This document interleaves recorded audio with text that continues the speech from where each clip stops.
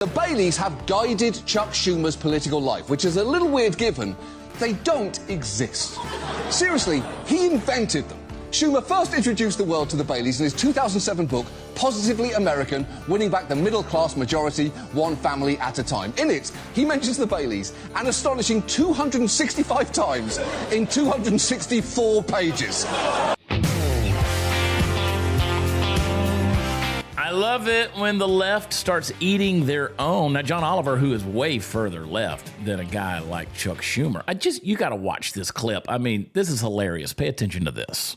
But I actually want to talk less about Chuck Schumer himself and more about two of his favourite people, Joe and Eileen Bailey. They're a couple that throughout Schumer's career, he has talked about a lot. They're a middle-class couple in Massapequa, which is a suburb on Long Island. Joe and Eileen Bailey, this middle-class couple, they bought into Reagan Republicanism in 1980. Joe and Eileen are worried about losing their jobs or their friends' jobs. The Baileys really don't believe in trickle-down. They don't believe in a whole lot of government spending, but they believe in tax breaks for kids to go to college. He's an insurance adjuster and lives in the New York suburbs. By New York standards, he makes $50,000 a year. If he lived in the middle of the country, he'd make 40. Wife works in a medical office. She makes about 20. She might make 15 elsewhere. And, you know, I have guided my political life through the Baileys. The Baileys have guided Chuck Schumer's political life, which is a little weird given they don't exist. Seriously, he invented them. Schumer first introduced the world to the Baileys in his 2007 book, Positively American, Winning Back the Middle-Class Majority, One Family at a Time. In it, he mentions the Baileys an astonishing 265 times in 264 pages. But he'd apparently been talking about them for years before the book was published. One of his former spokespeople said he's always asking, what would the Baileys think? And to be fair, Schumer acknowledges that some may find this a little weird. If you ask my staff, I've been talking about and talking to the Baileys for 15 years. I have conversations with them. One of my staffers once said I had imaginary friends to the press. Got me in some trouble. But these people are real, and I respect them, and I really love them, and I care about them. Okay, sure, but... So, you take Chuck Schumer. We all know Chuck. He's a politician. He's a permanent politician in Washington, D.C. He's going to tell lies. And I know he has this, you know, this family that is supposed to be, you know, well, the Baileys. They're just supposed to be John Q. voter out there, the American public. And he's built this. But he sold it. He sold this thing as though these are real people. And like John Oliver says, he's built his entire political career off of what the Baileys would do. Now, pay attention to this. Watch. Play the clip. Literally not real, Chuck. But even if you can understand the potential utility of creating a prototypical voter in your head, this goes way beyond that, because Schumer's given the Baileys an unnecessarily detailed backstory. For instance, he said Joe takes off his cap and sings along with the national anthem before the occasional Islanders game. Okay. And when their daughter Megan, oh yeah, they've got kids by the way, told Eileen a friend was caught cheating on a quiz, Eileen was appalled because lying is not tolerated in the house ever. Also, Eileen apparently helps with the clothing drive at her church, and her father had a prostate cancer scare a few years ago. Again, this is a made-up family. None of these people exist. But wait, I'm still not done. Apparently Joe Bailey would never have a goatee.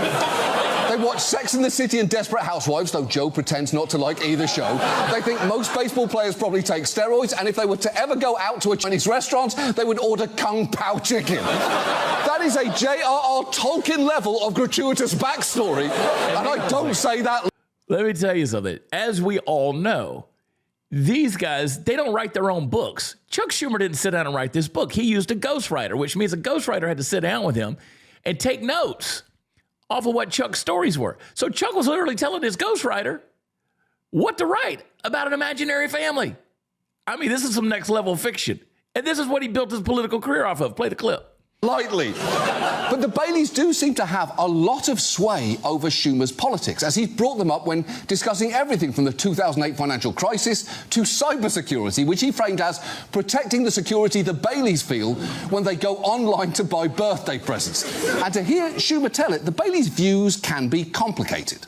The Baileys are not anti-immigration, but they are anti-illegal immigration. They really dislike the Enron executives who stole money, but they hate the people who burn the flag even more. They are pro-choice.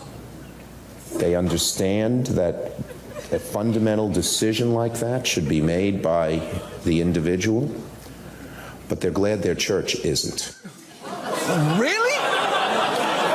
Are you sure about that? And the more you hear about the Baileys, the more it feels like they represent a very particular slice of the electorate.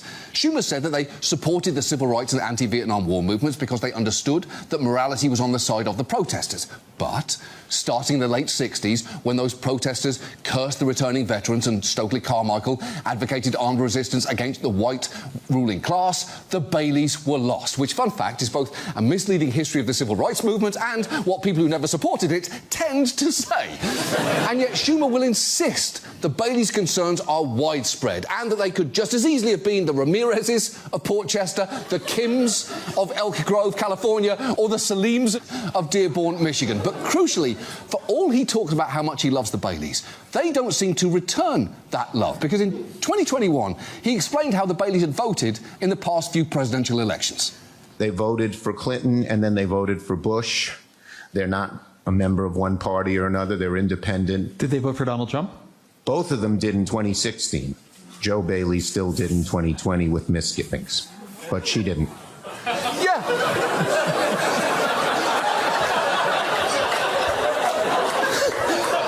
The Baileys voted for Trump. And just this March, a reporter actually got an update on their voting history. You said the Baileys voted for Trump in 2016. They split Trump-Biden in 2020. I'm wondering who they voted for in 2024. Probably voted for Trump. Probably voted for Trump. But if you ask them why, I think they'd say, above all, crime. OK, so to recap, of the 6 votes the Baileys had across the last 3 presidential elections, 5 went to Donald Trump, most recently because of crime, which, for what it's worth, was down in every category last year, with violent crime at its lowest rate in 20 years. They also think the civil rights movement went too far and aren't against immigration, just illegal immigration. And this is the couple who, in Chuck Schumer's own words, have guided his political life. And at this point, it might be worth asking, is that a good idea? Because the truth is, Schumer's devotion to his imaginary friends may help explain why he and the Democratic Party have been so underwhelming in recent years, because he seems to be focusing a huge amount on the interest of the Baileys from Long Island, while forgetting other voters actually exist. And look, I'm not saying that he shouldn't think about how his messaging plays with suburban middle-class voters with pretty right-of-centre views, or that they're not theoretically winnable in the future. What I am saying is, by tailoring your policies so heavily to them, you are pulling yourself to the right. And in doing so, could be alienating not only the rest of your base, but new voters looking for a party that speaks for them. So, Senator Schumer, at least when it comes to formulating policy, it might be time to break up with the Baileys, which really shouldn't be that hard to do, given that politically it seems they've already broken up with you. You got to give it to him. The imagination is fantastic. Now, you got to remember Chuck Schumer's the guy that puts his cheese on the uncooked hamburger while it's on the grill and poses for a picture with it. So we know the guy's not very lucid when it comes to sanity or reality. But the Baileys, listen, let me tell you what the Baileys prove for Chuck Schumer. It's that when a guy like John Oliver and Blue Georgia comes on there and wants to post this and roast you in this way, it means the party, which is already in shambles and being held together by very weak duct tape, they're done with you, Chuck. They're done with you. And you know what? They probably should be. Permanent Washington needs to cleanse itself and give itself a big fat enema. And, you know, the Baileys are just the proof.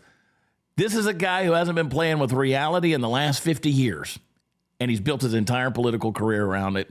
And now you know. What are they going to come out with next? What other political careers have been built around fake people and fake realities and fake narratives? I think if you look to the left, you'd find a whole lot of them. This was fun. I love you guys. We'll talk to you next time. Make sure you subscribe, click like, share it, do all the good things you're supposed to do, and we will see you next time. Bye.